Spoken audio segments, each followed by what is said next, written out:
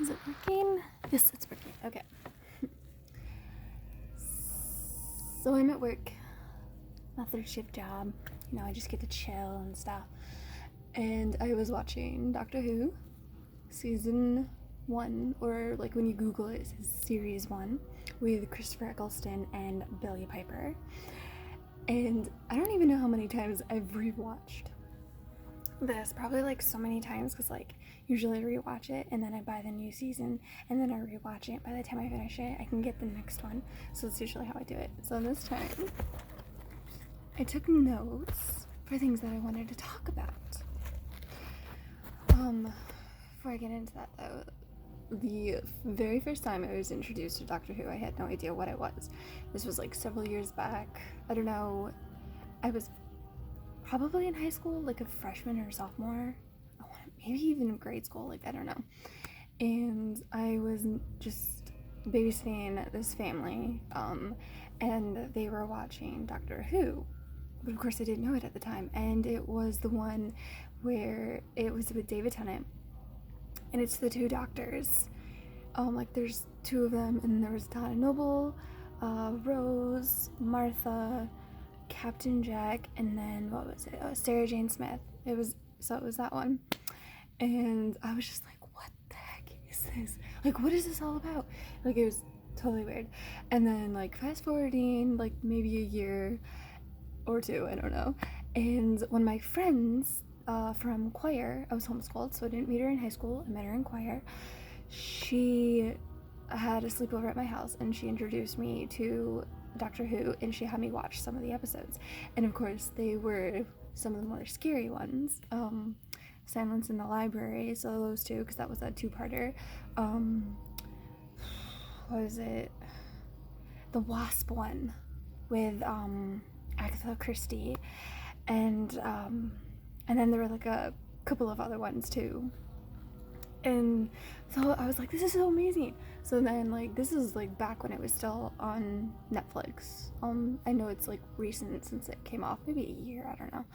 And so I like watched all of it on Netflix, like what was on there, and then I just like started buying them. So anyways, I just finished watching series 1, episode 1, Rose, and so like I took a bunch of notes that I wanted to talk about. So the first thing is like I love the accents. That is definitely one of the biggest things I love about this show, and the fact that it comes from BBC is like the accents. I watch a lot of movies and shows from BBC, and I love the accents. Accent is amazing.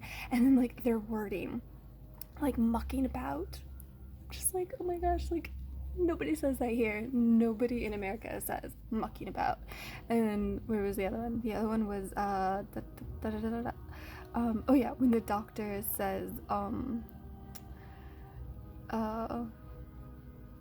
oh, I spelled it wrong. That's why I'm like not understanding. When he says like blundering about, I'm like, nobody says blundering about. I'm like, why don't you use this language? I love it. And then when Rose goes to see that guy who like posted the thing about the doctor on the internet, she goes to talk to him, and his son answers the door, and he's like, one of your nutters is here. I'm like, nutters? Nobody says nutters. I'm like, this is such cool language. I love it.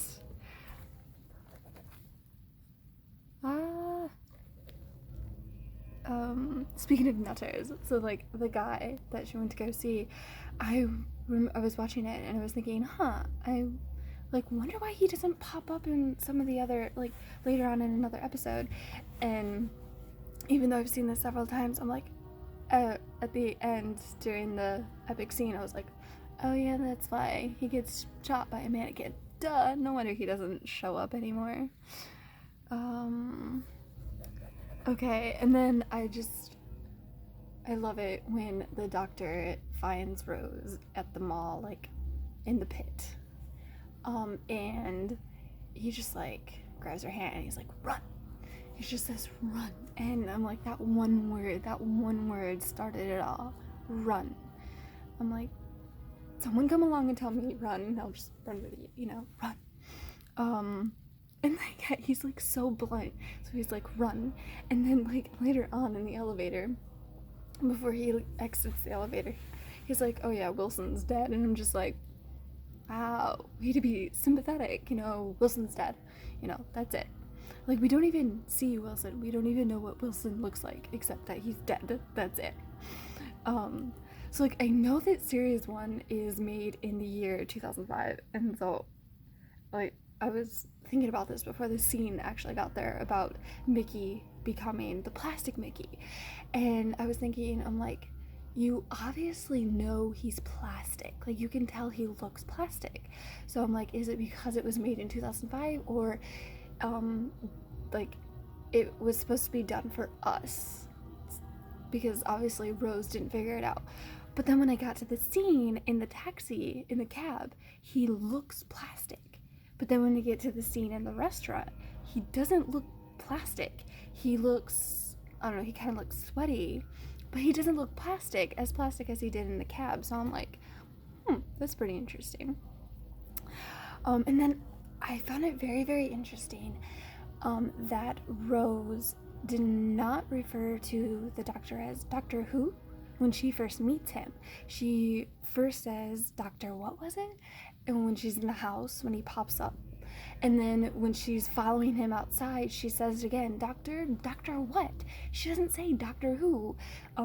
She does say it in that scene as they're walking to the TARDIS, but after she says Doctor what. So I thought that was really interesting. Like, I never noticed that before, because that also makes me think of oh my gosh, I'm drawing a blank on the character's name. Clara, when she says, it's smaller on the outside, you know, instead of it's bigger on the inside. You know, I never really put that together about Rose saying, Doctor what? Doctor what was it? You know, and then after she says that, she says Doctor Who. So I found that very interesting.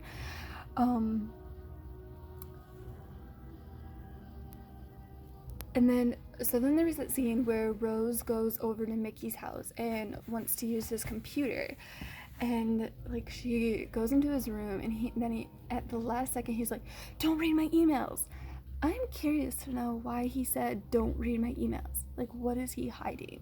Why is she not allowed to read his emails? You know, like why did he have to say that? Because, like, when I borrow someone's computer, I'm not going to read somebody's emails. So I'm like, what is he hiding? I never really caught that before. And then another thing about Mickey is, like, when she goes to visit the guy at the house, I'm Clint? I don't know why I'm trying to blank on his name. I didn't write it down. He's, like, trying to look all tough as he's in the cab, you know, like, to the guy that's bringing out the trash bin, and then as the guy, like, opens the door for Rose, or, like, he's, like, waving out, yeah, no murders here, you know, and he waves, and, like, Mickey's just trying to look all tough, and I'm like, it's not working for you, it's too funny. And then about that scene where, like, the guy brings out the trash bin. Okay, did garbage men come and empty the trash bin, or, like, did I totally space out on that?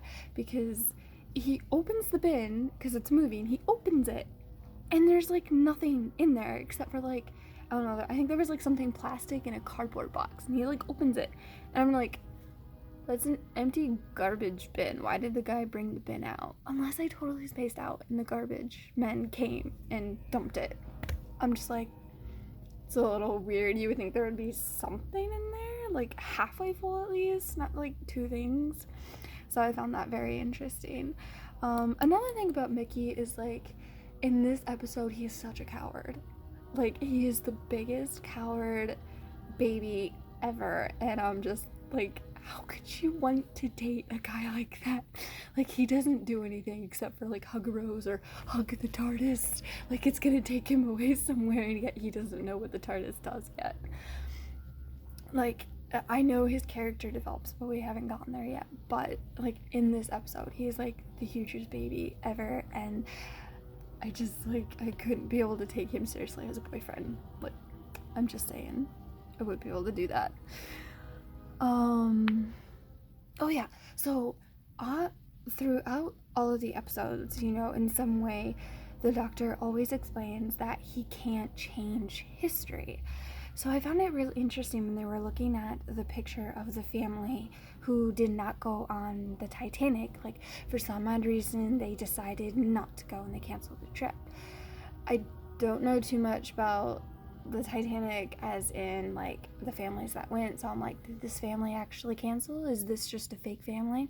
So either way, why did the Doctor stop them from going on to the Titanic when he's not supposed to change history? So I found that interesting. Oh yeah, his screwdriver, I don't know what it is, but to me in this episode it looked small, like smaller than it had, like smaller than I've ever seen it.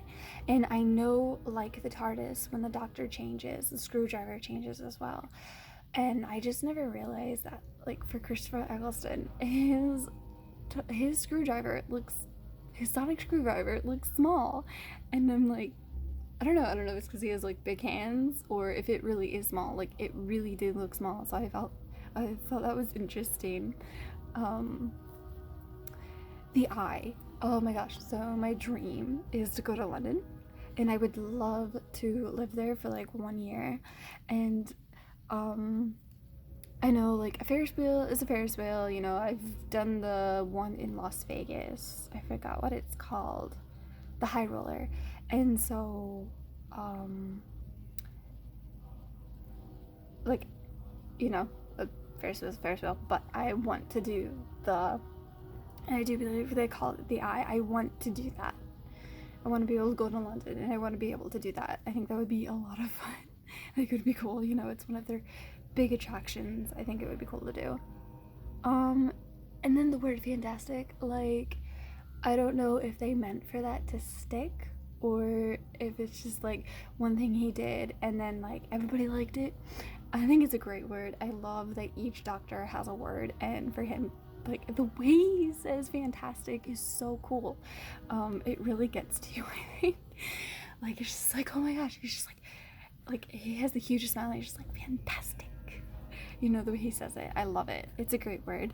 And I like how like they just met, the Doctor and Rose, and yet, you know, he just, as they're running away from the eye, he just like grabs her hand, you know, he just grabs her hand and they just run, you know. I love it, you know, in any scene, you know, where he just met her and he grabs her hand and he runs with her, which reminds me at the end of the episode when he's being held by the mannequin and everything's like, you know, all the mannequins out at the mall and stuff are running around, and he's like looking at Rose, and it's like he's looking at her with concern.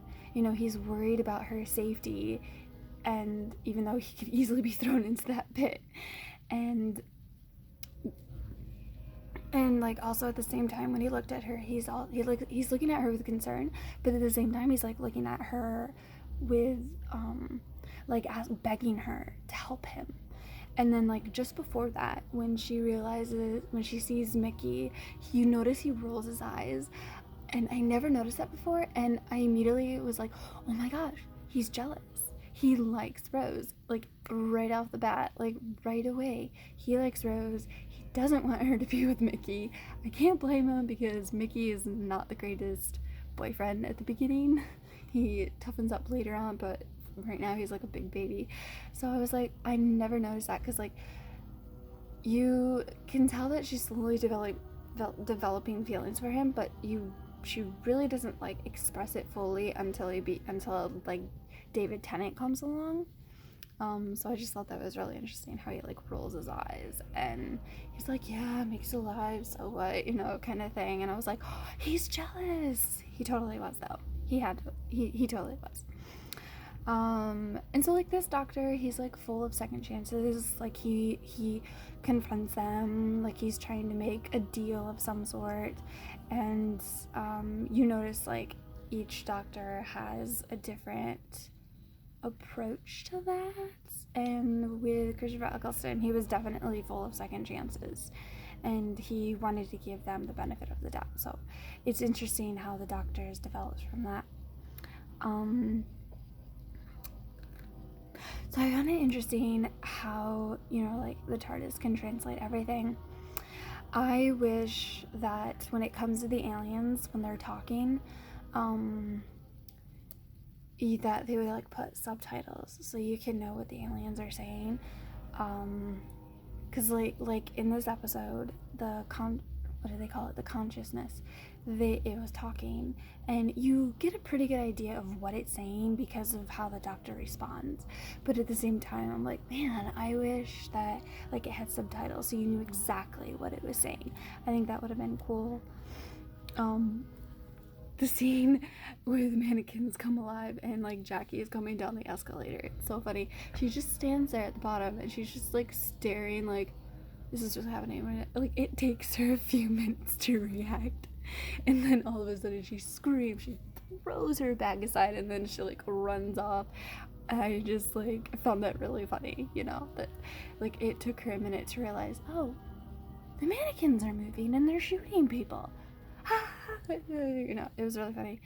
And then the final thing is, you know, Rose hesitated to join the doctor because, you know, things were kind of holding her back, you know, Mickey, her mom. And then, you know, she's walking away and she's thinking about it. She's like I have no job, you know, this is probably the perfect time to do it. And but then he like comes back and like he's like, oh yeah, and did I mention it's also a time machine?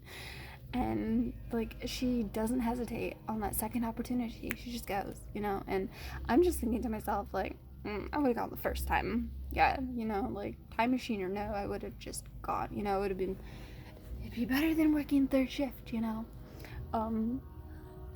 So yeah, I mean, those are my thoughts on Rose. Billie Piper is amazing. I love her playing Rose. She is fantastic. Like, she's really good. It crushed me. It crushed me when she left, you know, because she was around for so long, and I think it's really funny because I did not want to see her go. But when Amy and Rory came along, you know, I loved them. They were really good. I loved their characters. But after a while, I was ready to see them go and ready for the next person to come. But when it came to Rose, I was like, no, she can't go. Like, I died inside. And so it was really nice when she kept coming back, you know, in little episodes here and there. So it was really nice. So yeah, now I'm going to start the next one and take some notes. I hope you guys enjoyed this, and hopefully I will get better at talking and being more detailed about my stuff. So I hope you guys enjoyed that, and you know, give me your opinions on this episode and on these characters and stuff. So yeah, that was series 1, disc 1, title. So I hope you guys enjoyed it, and I am going to start the next one after I get some food because I am extremely hungry. It's 2:30 in the morning, by the way. So yeah.